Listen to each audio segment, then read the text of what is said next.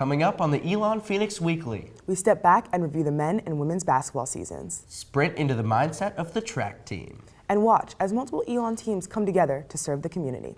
All that and more next on the Elon Phoenix Weekly.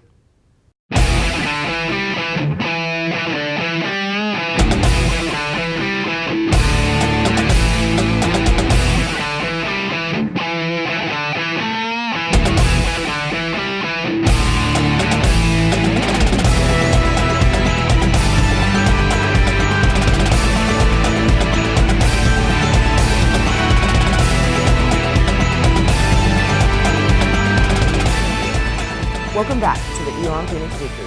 For today's show, we want to celebrate the great seasons by men and women's basketball. And see how some athletes act as both players and coaches for the Elon community. So let's head over to Alumni Gym and look closer at the final moments of the basketball season. The women's team traveled to Asheville to compete in the Southern Conference Tournament for the last time. Let's take a closer look at the women's final Southern Conference Tournament.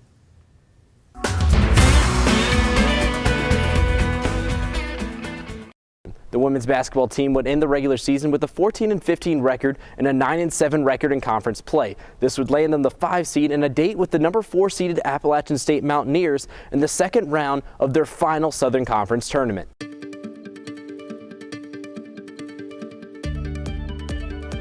Whether they are freshman, sophomore, junior, or senior, everyone on Elon's women's basketball team knew this would be their final Southern Conference tournament. With Elon making the change from the Southern Conference to the Colonial Athletic Association following the 2014 season, it was Coach Smith and the women's last chance to make an impression on the conference they had battled in for the past decade. The Phoenix came into their game against Appalachian State wanting to make sure that it would not be their last in the Southern Conference. Elon would start the game off fast with 2 quick buckets by the freshmen, one by Jennifer Rhodes off an assist from Kelsey Harris, and the other off of a layup by freshman Lauren Brown. Later on, Kelsey Harris would get her own rebound and put it back in to tie the game at 6. After an App State run, Zora Stevenson would bring them back within 1. And Autumn Carter would complete the comeback, grabbing an offensive rebound and putting it in to tie the game at 17.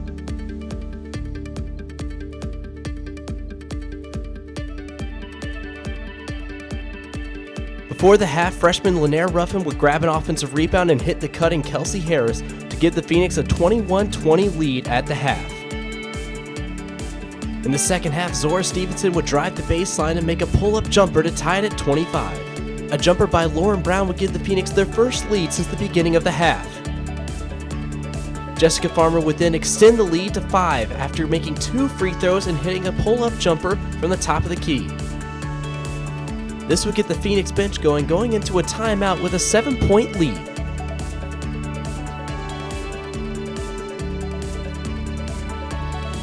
Four App State free throws almost brought them back, but a Lanier Ruffin 3-pointer kept the Phoenix in the lead.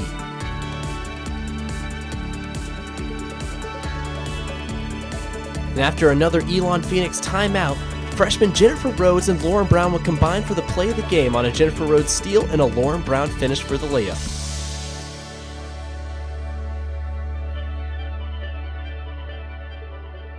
Sam Kofer would ice the game with 2 straight free throws, sending the Phoenix celebrating into the night with their first win in the SoCon tournament.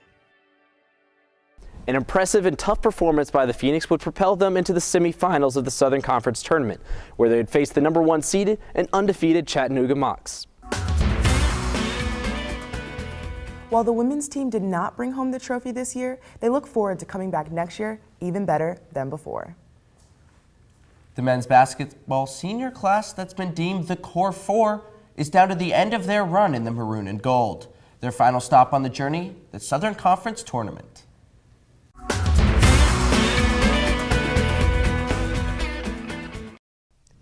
Home is the nicest word there is.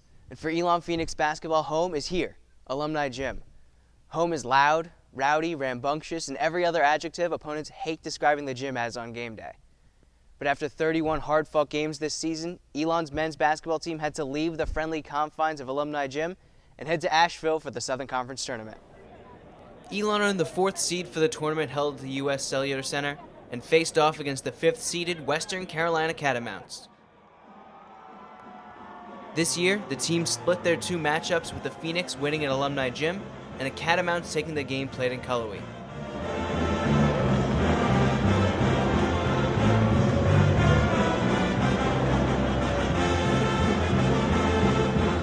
The teams finished up their warm-ups and were ready to play in front of a mixed crowd of maroon and purple. The Catamounts wasted no time scoring the first basket of the game on a baseline jumper by James Sinclair. The Phoenix responded less than a minute later with a fast break layup from Kevin Blake to get the game started.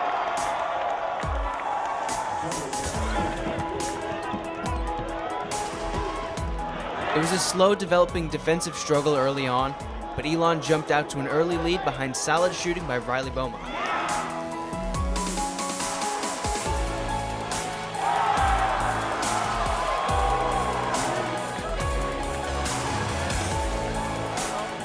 Western closed the gap to just 2 points in the first half, but Elon finished the half strong and entered halftime leading 34-29.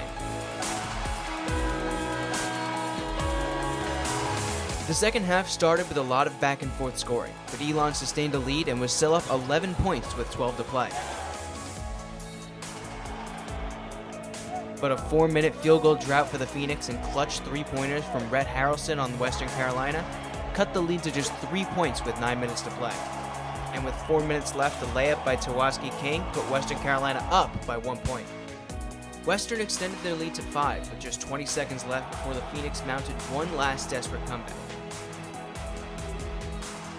Austin Hamilton made the first of 2 free throws, and a traveling violation was called on Western Carolina on the rebound of the second.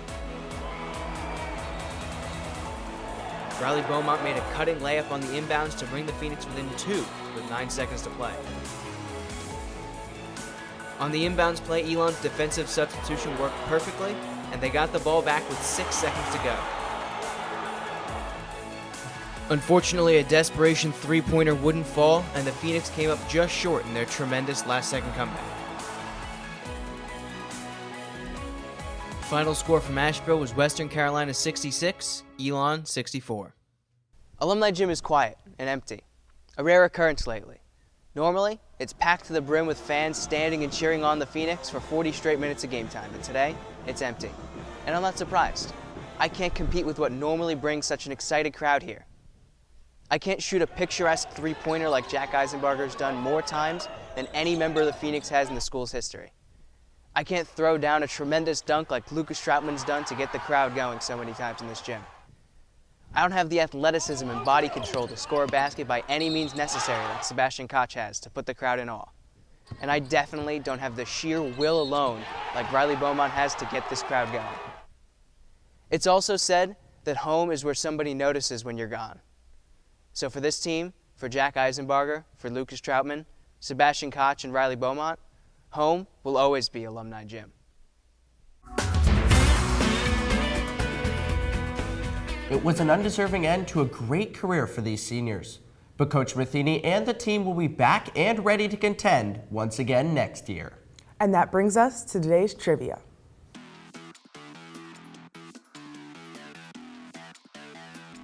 Can you name Elon's first 4-sport athlete?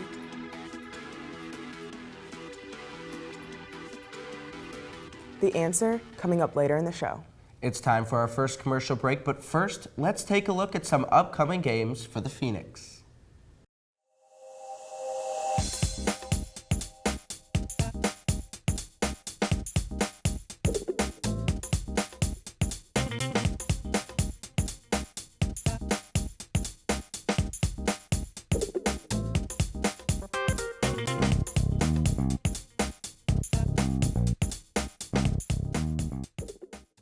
Don't go anywhere, because when we return, we head outside and talk with the women's lacrosse team about their first season.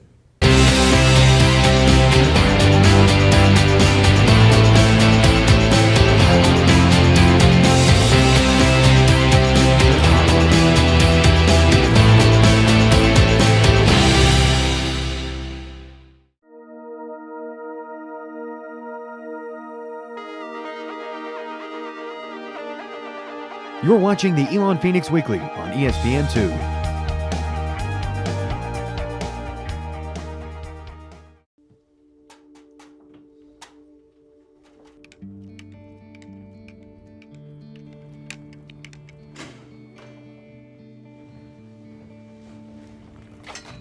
Through their daily pursuit of excellence, Elon student-athletes have gained recognition for their achievements both on and off the field.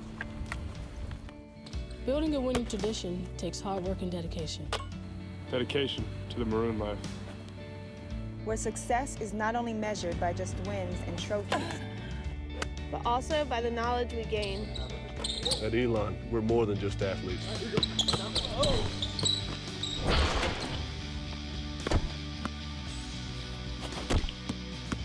We're student athletes. Providing support enables success, helps sustain the winning tradition of Elon Athletics, while securing the future of our student athletes for years to come. An Elon education is about preparing students for a life of global citizenship. Of course, this is a place where you're going to come and earn a degree, but it's also a place that's going to get you to think very deeply about how you're going to use that degree to make the world a better place.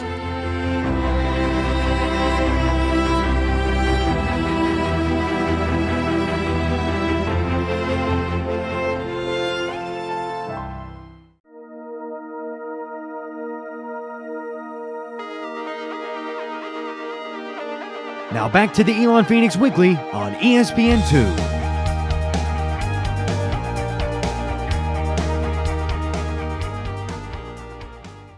The Elon Phoenix Weekly is made possible by the students of the School of Communications in association with the dedicated coaches, athletes, and staff of Elon Athletics. It's not the typical sight you're used to seeing from Road Stadium, but this spring it has become a familiar one as Elon officially welcomed its 17th Division I athletic program.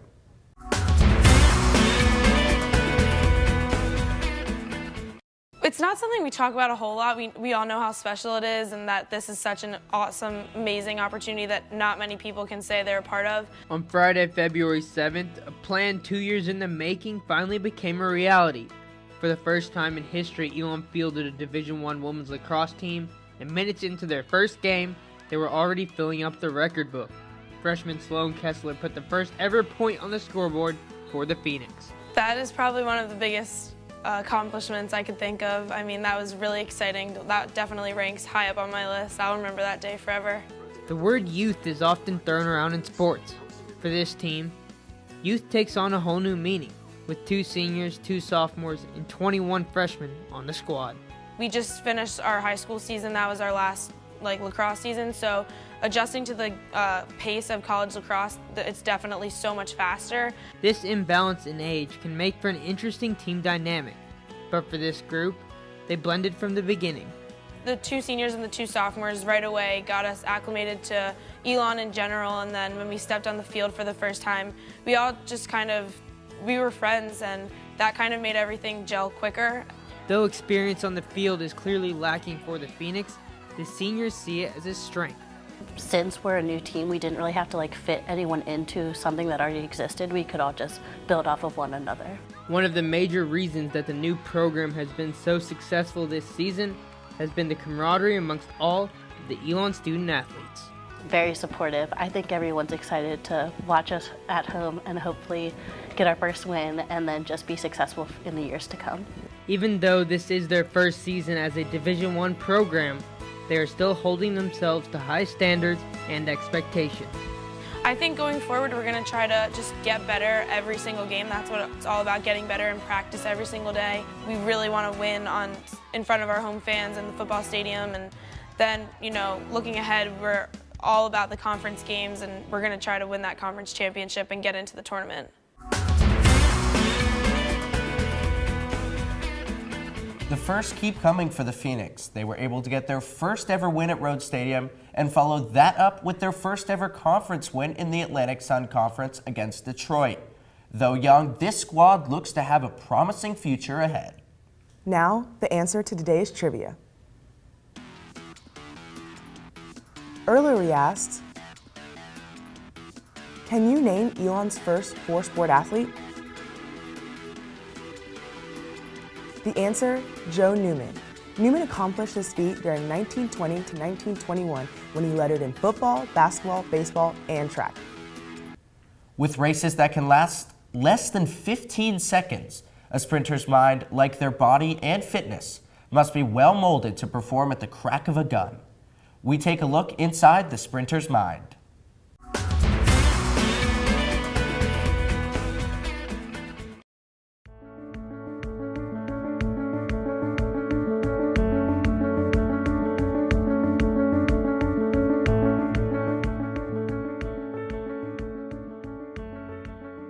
Track is very applicable to life. It's like if you work hard, you do what you're supposed to do, you'll get better and you see results. When I'm into the blocks, I just take one deep breath, look down, make sure I'm focusing, and like I said, just block everything out and get ready and anticipate the gun. You know, it's always about time, it's not about place. I just anticipate about my race and what I'm about to do, and I kind of envision myself finishing. I just do a little prayer, and then I tell myself, relax, everything's gonna be fine, and that's it after that. Just get out as strong as I can, pump my arms, get a consistent breathing pattern going. It's crazy because you can't really think while you're racing. The only thing you can think about is okay, I just need to go fast. I just try to block everything out. Pumping your arms, high knees. It's locked in memory and muscle memory, and you just know how to do it when the gun goes off. It's literally like you're not even moving almost. It's like you're watching the scene. Okay, now I can rest now for a little bit.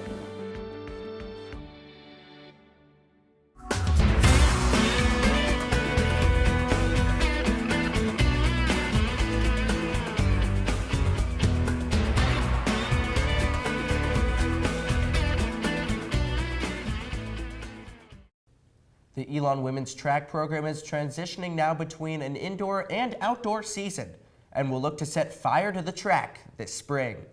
And that brings us to today's history. On this day in Elon sports history, we take a look back to the mats in the Elon wrestling program. After dying out in the 60s, Elon wrestling made a resurgence in the 1970s, largely in part due to head coach Mickey Brown. In the team's first season back, they posted a 7-2 record and a second-place finish in the district tournament. In 1972, the team got new facilities, and just a year later, it paid off. Elon won the district tournament, and Mickey Brown was named District Head Coach of the Year. Under Coach Brown, numerous wrestlers earned trips to the NAIA National Tournament during the 1970s. The wrestling program gained momentum and built the foundation for years to come. And that's today's look into Elon sports history. We have to take our second commercial break, but first, let's see some more upcoming games for Elon.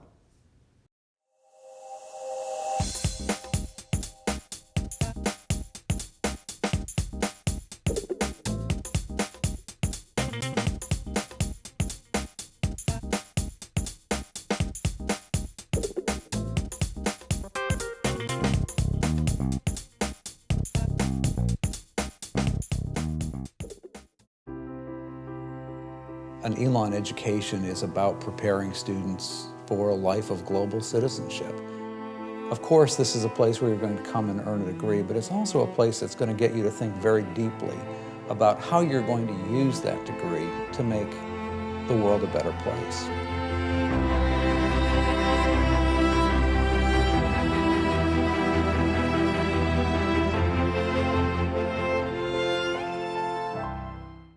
What is living the Maroon life?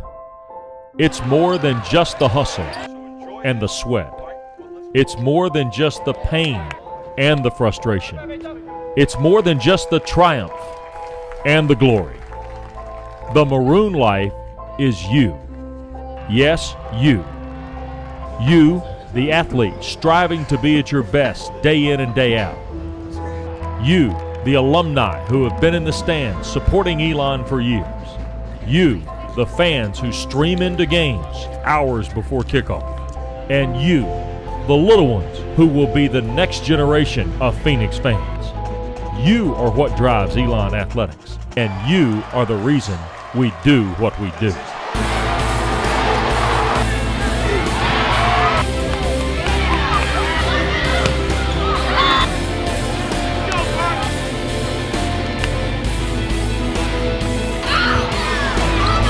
There is so much history and tradition behind our Maroon. Conference titles, All-American, and national championships. But there is so much history and tradition yet to be made. So join us. Live the Maroon life.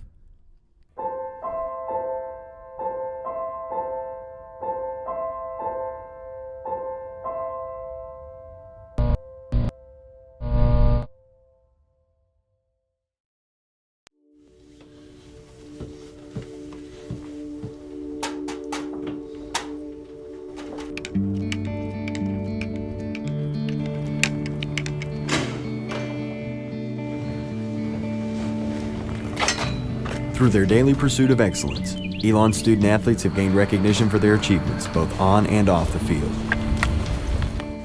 Building a winning tradition takes hard work and dedication. Dedication to the Maroon life. Where success is not only measured by just wins and trophies, but also by the knowledge we gain. At Elon, we're more than just athletes.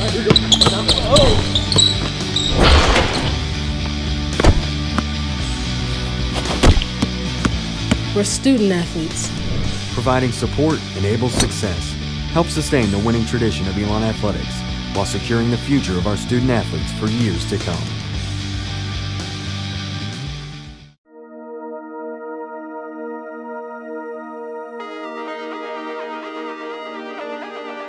You're watching the Elon Phoenix Weekly on ESPN2.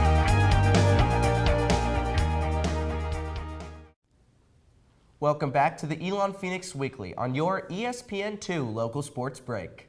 2 Elon women's basketball players have taken their talents off the court and into the local Burlington community by helping coach kids the game they love. Let's take a look.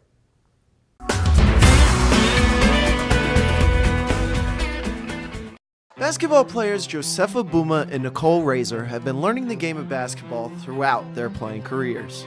But now they've decided to take what they learned and teach some of it to kids in the Burlington community. One day in practice, our coaches were telling us about this volunteer experience that we could do with helping out the local team in Burlington. And I know Joe was kind of interested, but like hesitant. So she decided to go, and I decided to tag along with her just to like go. And I ended up falling in love with the kids, and I've been going since. So what do Nicole and Josefa get out of coaching the kids with an already busy practice schedule with the Elon team? I think it's a great experience because every athlete thinks about coaching and wants to know what kind of experience that is. And I think working with the kids, you kind of get an idea of just the little things like planning practices and how to motivate them. They're just kids and it doesn't mean that much to them, but how to just work with them and like encourage them and all that. Because the kids are rather young, they can't comprehend as much advanced stuff, so Nicole and Josefa stick to the fundamentals. We try to teach them the fundamentals, so we work on like passing and dribbling, but most importantly defense. And like you said, their attention span is very short, so we try to get in as much as we can before they start dozing off or talking about TV shows or what they learned at school. But our main focus is defense, because defense wins games. Now every coach has some sort of coaching style, no matter the age or experience of the coach. So who do Nicole and Josefa compare to on the Elon bench? I would have to say Coach Smith, just because she preaches defense like nonstop, and she's very energetic like Joe and I. Like I've chest bumped with Coach Smith before, and that'll be an experience that I'll never forget. But she's into it and we're into it. Like when our players score, Joe and I are jumping up and down like the kids. So I'll have to say Coach Smith. I'd have to say Coach McKinney, because Coach McKinney is a stickler for like the fundamentals, but she's also really like, she encourages you and she really pushes you and like is positive reinforcement, which is good. Coaching kids can be a tough and stressful job, but Josefa and Nicole enjoy it because of the fun the kids are having. I just enjoy coming in and having fun with them because they don't take it as seriously as we do at this level. But I just enjoy coming in and having fun, showing them how to just work together, really encourage each other and build each other up as they're playing this game. For me, when I see them, I think about when I was younger and how I just love to play basketball. And they really look up to us, and that's a good feeling to know that we're going out of our way to give back. And they're just fun to be around with. Like, whenever I'm having a bad day and I see them, like, they just put a smile on my face. Nicole and Josefa both said they really enjoyed coaching the kids and said they could possibly even see themselves coaching after their playing careers are over. Most days of the week, you'll find members of the local community supporting Elon Athletics in the stands or at the stadium. Recently, many players and coaches turned the tables and gave back to some of their fans.